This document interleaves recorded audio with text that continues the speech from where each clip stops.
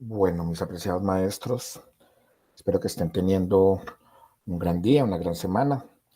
Buenas tardes, noches, sea el momento en el que estén haciendo revisión de este videíto. Como les había informado en nuestro último encuentro, la idea era que una de las temáticas que nos faltó como hacerle un abordaje en nuestro encuentro presencial, pues no quería que se quedara simplemente como ahí, porque es un tema que es muy importante y que lo vamos a necesitar para todo lo que vamos a estar desarrollando más adelante.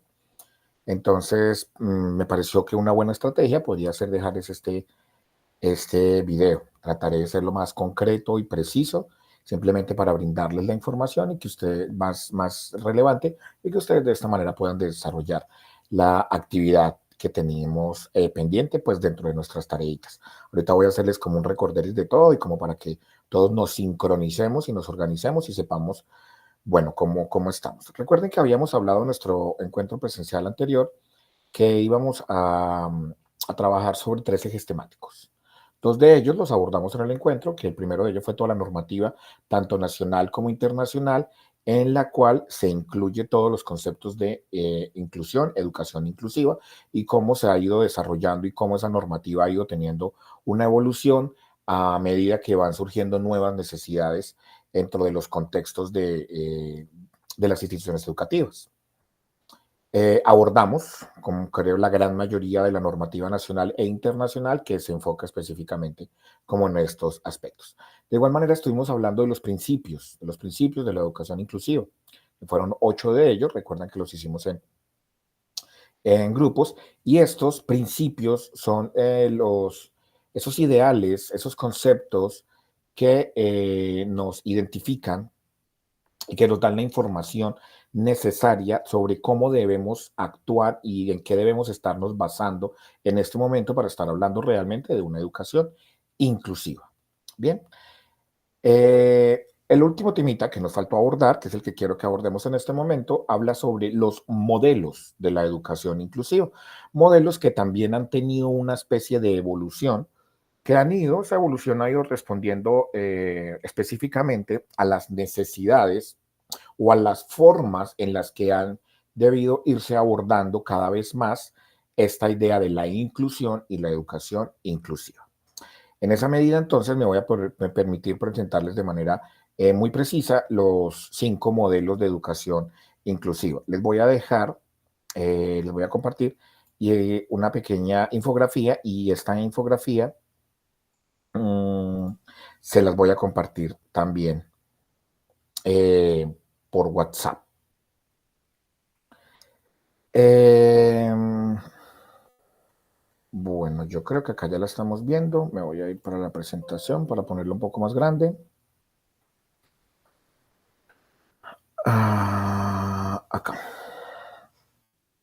Bueno, en estos modelos de la educación inclusiva nosotros tenemos 5 modelos. Bien, hablamos de un modelo tradicional, un modelo rehabilitador, un modelo social, un modelo biopsicosocial y un modelo calidad de vida. En estos dos últimos es donde nos vamos a enfocar. Es muy importante que conozcamos algunos elementos y detalles de todos, pero en estos últimos dos modelos es en los que nos vamos a enfocar específicamente. Bien, en esa medida entonces, ¿de qué se habla acá cuando hablamos de un modelo? Un modelo, entendemos nosotros, un paradigma, es un modelo, es una estructuración, unos pasos, una organización, una estrategia, una metodología que está estructurada de una manera para que nosotros podamos seguirla. ¿Sí? Es el modelo, lo que está establecido de cómo se hace o cómo debería hacerse, ¿sí? En cierta medida, en ciertas acciones. En esa medida, entonces, cuando se habla de educación inclusiva, se empezó a hablar de un modelo tradicional. Este modelo tradicional, ¿en qué se enfocaba? Específicamente en el individuo. Es el individuo el que tiene no sé si esa sea la palabra que voy a usar, el problema, ¿bien? La limitación, la deficiencia, ¿bien? Personas, individuos que rezagados, olvidados, excluidos de los contextos sociales, porque esas deficiencias, esas limitaciones, esos problemas eran propios del individuo, es el individuo el que tiene la discapacidad, entonces es el individuo el que debe resolver su incapacidad, ¿cierto? Entonces, en esa medida, estamos hablando acá de un modelo tradicional en el cual nos centramos en el individuo y este individuo lo que hace es luchar, digamos, adaptarse o tratar de adaptarse desde su propia individualidad al contexto y al entorno que le rodea. Bien, creo que todos podríamos conocer ejemplos muy claros de cómo sucede esto. Ojo, lo que pasa con los modelos, así como los modelos educativos, ¿no? Los modelos pedagógicos, que a medida que van avanzando y vamos avanzando, vamos sacando muchos más modelos, pero eso no quiere decir que vamos dejando atrás otros porque muchas veces los seguimos utilizando porque es necesario utilizarlos. Cuando hablamos, por ejemplo, de no, un modelo tradicionalista, es que la educación tradicionalista ya no debería existir, pero ahí seguimos teniendo salones, sillas, tablero y un profesor hablando. Más tradicional que eso no existe. 150 años llevamos haciendo eso y lo seguiremos haciendo, a pesar de que existen modelos pedagógicos impresionantemente increíbles y avanzados, pero nosotros seguimos basándonos en eso, muchas veces por necesidad, muchas veces porque no tenemos otras formas de hacerlo. Lo mismo funciona con estos modelos. No quiere decir que porque ya se ha avanzado hacia otros modelos de educación inclusiva, estos no estén funcionando todavía. Todavía tenemos individuos que deben adaptarse. Todavía tenemos individuos rezagados y olvidados y excluidos totalmente de contextos sociales. Absolutamente. Eso no puede ser una negación. Pero quiero que lo pensemos como que fue un momento en el que solo funcionaba de esa manera. En otro momento hablamos de el modelo rehabilitador. Modelo rehabilitador. Este modelo rehabilitador también centrado en el individuo nos habla de las personas con limitaciones y deficiencias debían ser atendidos por profesionales. Ojo, que acá pasa algo muy importante, que creo que estuvimos hablando un poquito y algunos de ustedes nos dieron algunos ejemplos. Debían ser atendidos por profesionales especializados. Hay una deficiencia, una limitación, debe haber un profesional especializado para que atienda a esta persona o a este conjunto de personas. Este modelo rehabilitador como tal lo que buscaba era normalizar, digamos, homogeneizar al individuo, nos dice acá la presentación. Y esto es muy importante. Esto que les presento acá es un pequeño resumencito de cada uno de los modelos, pero es como para que nos hagamos una idea. Entonces, este modelo se sigue centrando en el individuo, ¿cierto? Pero entonces, como hay un individuo con una deficiencia, pues busquemos un profesional que sepa atender a esa deficiencia, trabaje con él, lo organizamos con él, organicémosle un grupo para un profesional, ¿cierto? Yo me imagino que ustedes en algunos de sus aulas o en algunas de sus instituciones educativas han vivenciado, porque son cosas que, como les decía, las seguimos vivenciando, y es cómo ante la aparición de una persona con una condición específica, una limitante, una deficiencia, debemos de inmediatamente decirle, no, usted debe ser atendido o usted puede trabajar o su proceso educativo debe correr por cuenta de un profesional especializado en su deficiencia, ¿cierto? Por lo menos ya le estábamos brindando atención, ya pasamos de un modelo tradicional en el que rezagábamos al individuo por su deficiencia y ahora, aunque sigue siendo individual, pero ya lo tratamos con un profesional que lo que hace es que normaliza al individuo. ¿Por qué? Ya lo está tratando de una manera profesional ante su deficiencia. Bien, pasamos a un modelo social. Este modelo social que es tan interesante. Resulta que esto está basado en las barreras como tal del contexto, el entorno, lo que rodea al individuo. Como lo dice acá, centra la mirada en las barreras del contexto, tanto físicas como actitudinales, que impiden el adecuado desarrollo e integración social del individuo. Entonces, ok, ya no estamos mirando que solo hay un individuo que presenta una deficiencia, una limitación. Estamos mirando también que el entorno en el que él se desenvuelve, en el entorno en el que él se mueve, en el que él está, ese entorno también presenta unas barreras que impiden su desarrollo e impiden que él se integre a una sociedad, a una comunidad. a un grupo. No se trata ahora solo del individuo. Ya teníamos al solo individuo. Después al individuo le buscamos un profesional que nos ayudara con su limitación, con su deficiencia, con su problema. Ahora lo que miramos es que además de todo eso, al entorno le presenta una gran cantidad de barreras, barreras de contexto. Su entorno no está diseñado porque los entornos están diseñados para las personas, ¿cómo lo decimos? Para las personas que no tienen limitaciones de carácter, digamos, físico o actitudinal o psicológico, bueno, de la cantidad de deficiencias o limitantes o discapacidades de las que podamos hablar. Está diseñado para, y vuelvo y digo, estas no deberían ser las palabras que deberíamos utilizar, pero para que entendamos los ejemplos, para las personas dentro de las normalidades, ¿sí? Personas que puedan claramente superar barreras de su contexto, ¿sí? Tan sencillo como caminar y desplazarse, subir y bajar, entrar y salir, hablar, opinar, expresarse, ¿sí? Porque muchas veces no se trata simplemente de es que estudio en un tercer piso y no hay rampa y no hay ascensor. Obviamente es una barrera del contexto, pero también muchas veces es la imposibilidad de la expresión frente a una idea que tenga el individuo diferente, bien sea porque es un emigrante y su cultura es diferente y su formación cultural ha sido diferente, bien sea porque es un desplazado y su historia de vida lo ha llevado a pensar de una manera diferente, bien sea porque está luchando con su identidad de género, está descubriendo o redescubriendo su identidad. Eso también generan barreras de contexto. Entonces, quiero que miremos cómo va cómo esta evolución. Bien, hablamos del individuo solo, rezagado, con su deficiencia, su limitación. Hablamos del individuo en un modelo rehabilitador, pero ya con un especialista, un profesional especializado que va a buscar ayudarle a él. Hablamos ya de un modelo social en donde lo que nos centramos son en las barreras del contexto, ¿cierto? Que son esas barreras que impiden que el individuo se integre a un entorno social.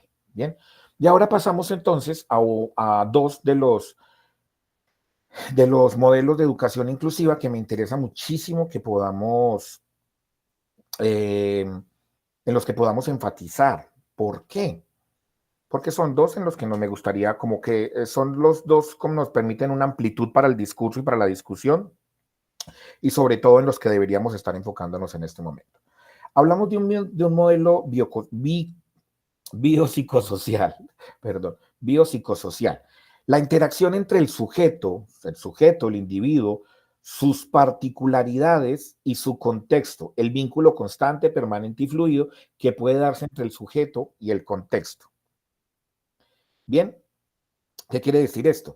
Que ahora ya no estamos hablando del individuo ni del contexto, estamos hablando de toda la interacción que existe entre ellos, entre el individuo y su contexto. El vínculo constante, la permanente fluidez que puede darse entre estos dos elementos. Bien, cuando estamos hablando de este modelo, eh, se presenta este modelo comprende como que el bienestar del sujeto, del individuo, depende de toda la integración de factores, factores tanto biológicos como psicológicos, como sociales, que permitan el tratamiento, el entendimiento, sobre todo, de su discapacidad, de su deficiencia, de su limitación, ¿cierto?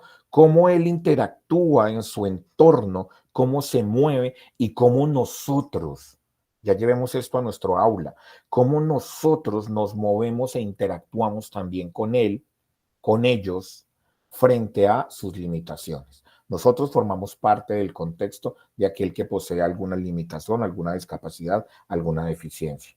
Entonces, aquí lo que nos dice el modelo biopsicosocial es cómo este individuo fluye constantemente, se vincula, se interrelaciona, funciona dentro de su entorno y dentro de su contexto. Y cómo nosotros debemos comprender para entender todo esto, todos los factores que influyen dentro del ser humano, los biológicos, sociales, psicológicos, emocionales, absolutamente todos estos elementos que nos van a permitir una mejor comprensión. ¿Sí? Espero esto esté siendo claro. Yo igual les voy a dejar esta, esta ficha aquí, esta infografía que estamos trabajando para que ustedes puedan desarrollar la actividad. Bien, Pasemos a un modelo de calidad de vida. Esto me parece tan interesante porque me parece a mí que el concepto calidad de vida es el que más deberíamos nosotros estar desarrollando al interior de nuestras aulas, ¿no? Aquí se destacan que los apoyos, ojo con esto, y las posibilidades del contexto, ¿bien? Aquí se resaltan los apoyos naturales que precisan los individuos con discapacidad. Es la interacción contextual con el sujeto. Venimos del modelo biopsicosocial, la interacción, la fluidez, el vínculo individuo-contexto. Y ahora miramos cómo este contexto se vuelve un apoyo y todas las posibilidades que se encuentran alrededor de ese contexto se vuelven una posibilidad. Eh, la implementación, hablemos al interior de nuestras aulas, la implementación de un modelo educativo inclusivo como tal, que se enfoque en la calidad de vida, debe partir de ciertos elementos para estructurar como una propuesta. Es muy importante. Por una parte, eh, por una parte, el concepto de discapacidad, o el nuevo, si se le pudiera llamar nuevo, el concepto de discapacidad, no se basa en una patología, y en sus limitaciones, sino en las barreras y facilitadores que se encuentran en el contexto. Vemos ahí como una gran diferencia. Ya no nos centramos en el individuo y en su patología como tal. Ya no nos enfocamos en las limitantes que existen, sino miramos es las barreras del contexto y los facilitadores dentro de ese mismo contexto. Ese es el nuevo concepto que deberíamos estar manejando. Por otra parte, necesitamos y se requiere de que haya unos referentes claros y precisos sobre el significado como tal y el proceso que se debe seguir para implementar un modelo de escuela realmente inclusiva que propenda por la calidad de vida del estudiante como tal. Bien, entonces estamos hablando manejar el concepto desde la barrera y los facilitadores del contexto. Salirnos de la idea de la discapacidad regida simplemente por patologías o por limitaciones. Aplicar referentes teóricos sobre el concepto como tal. Bien.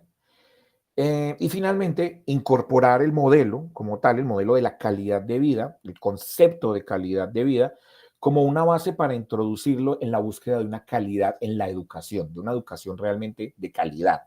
¿Qué estamos hablando cuando hablamos de calidad de vida? Que el individuo, su proceso educativo dentro de su contexto, le permita facilitar su proceso educativo y por ende su calidad de vida. Cuando hablamos de calidad en la educación, estamos hablando de calidad en la vida.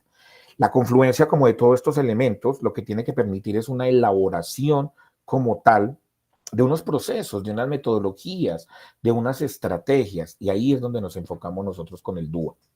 Cuando decimos, hay que mejorar la educación, ¿para quiénes? Para aquellos que presentan unas limitantes o para aquellos que presentan unas discapacidades o ciertos problemas, bien sea de corte, no sé, físico, fisiológico, patológico, emocional, ¿bien? Pero no centrarnos simplemente en eso, mirar cómo funciona en su entorno y nosotros cómo formamos parte de ese entorno también eh, del estudiante. Mire, como hemos observado, mis profes, la concepción de la educación inclusiva ha evolucionado enormemente. Eso lo tenemos ya muy claro. Por lo tanto, es muy importante que reafiancemos conceptos e indaguemos, es una invitación que les hago, a que indaguemos un poco más sobre esto del modelo biopsicosocial. No va a poder, perdón. Igual lo trabajaremos cuando hagamos nuestro encuentro presencial o virtual y sobre todo enfocarnos en ese modelo biopsicosocial y el de calidad de vida. Es que estas perspectivas a nosotros nos permiten centrarnos en el sujeto, conocerle, descubrir sus talentos, capacidades y fortalecerlas para que sean un medio para satisfacer sus necesidades. ¿Quiénes son? ¿Qué hacen? ¿Cómo le funcionan? Bien. Además, nos permite comprender que no es el individuo quien debe adaptarse al ambiente, sino el entorno mediante apoyos y ajustes razonables, concepto que ya hemos hablado, el que debe acoplarse al individuo. Qué bonita esa idea, ¿no? No es el individuo quien debe adaptarse al ambiente, sino el entorno, los apoyos, ajustes razonables, quien deben acoplarse al individuo, generando así una participación activa y un aprendizaje constante. ¿sí? Es muy importante que podamos trabajar sobre esa idea. Entonces los invito a que indaguemos un poco más sobre los conceptos de eh, los modelos educativos, el modelo educativo biopsicosocial y el modelo educativo de la calidad de vida. Bien, les voy a dejar esta diapositiva y cualquier duda que tengan y quieran que profundicemos, bien pueden, me pueden comunicar a través del chat o lo podemos profundizar en nuestro próximo encuentro. Lo que les voy a solicitar entonces con esta información que tenemos, recuerdan las fichas bibliográficas que les dejé, pues entonces vamos a trabajar con esas fichas bibliográficas. ¿Qué es lo que vamos a hacer con ellas? Con estas fichas bibliográficas, lo que vamos a hacer es que cada una de ellas, ojo que este es un material que va también para sus portafolios, recuerden eso. Vamos a responder las preguntas que están ahí. ¿Qué pensamientos y acciones se enfatizan en el modelo tradicional? ¿Qué pensamientos y acciones enfatiza usted en el modelo rehabilitador, el modelo social, biopsicosocial y el modelo de calidad de vida? ¿Sí? De los 5 modelos, acá les dejé una hojita para cada uno de esos modelos. Quiero que compartan sus pensamientos o las acciones que les han impactado y de las cuales ustedes son conscientes que practican con sus estudiantes o que han practicado, que les gustaría practicar, situaciones que ustedes ven al interior de su aula, situaciones que han trabajado con alguna población que haya presentado alguna deficiencia o discapacidad o limitante. ¿Cómo lo han trabajado ustedes? ¿Se enfocaron en el modelo simplemente tradicional? ¿Trabaja usted en un modelo de calidad de vida? ¿Trabaja usted en un modelo biopsicosocial? Déjeme saberlo ahí en esas fichas que les dejé. ¿A través de qué? A través de una narración, a través de un dibujo, a través de frases, a través de gráficos, si quieren hacer un collage. Siéntanse totalmente libres y muy creativos frente a la forma en la que vamos a diligenciar esas 5 fichas. Piensen en cada modelo y digan, bueno, yo he sido testigo de esto, lo he visto, lo he trabajado, me es cercano, me es totalmente ajeno, apenas me estoy enterando de cosas. Déjenos saber eh, su sentir frente a cada uno de estos modelos en esas hojitas de la forma en la que usted mejor y más cómodo se sienta. ¿Listo? Recuerden que tenemos otras 2 tareitas. Tenemos la tarea de tomar una de las normativas, bien sean nacionales o internacionales, 1, 2, 3, la que ustedes consideren, y alguno de los principios, 1, 2, 3 principios que ustedes consideren con los que se sientan más cómodos, los que más le hayan interesado, de los que hayan podido buscar un poquito más de información y eh, decir, lo han aplicado, lo conocían, lo van a aplicar, se lo explicaron de pronto a sus estudiantes, a sus compañeros, lo han socializado. Déjenme saber también en una hojita en blanco, todo el material para el portafolio, a través de lo mismo, una narración, un dibujo, un collage, unas imágenes, recortes, lo que quieran, profes, lo que ustedes quieran. Déjenme, trabajenme con alguna o algunas normativas, trabájenme en su institución con alguno o algunos de los principios y déjenme saber resultados ahí en ese portafolio. ¿Listo? Espero que esto les haya sido claro y les haya sido realmente de utilidad. Me disculpan la calidad del video. Lo sé, la cámara de mi computador es realmente muy malita. Me disculpan la calidad de este video, pero realmente espero que la información les sea útil. Estoy totalmente dispuesto para contestar cualquier pregunta que discutamos, socialicemos. Lo podemos hacer a través del WhatsApp y si no, me guardan sus preguntitas y lo hacemos en nuestro próximo encuentro, que ya les informaremos si será de carácter virtual primero antes del presencial. Eso se los estaremos informando muy pronto. Les agradezco mucho por su atención, espero hayan llegado hasta el final del videito y nada, nos vemos próximamente. Muchísimas gracias, mis profes. Un abrazo para todos.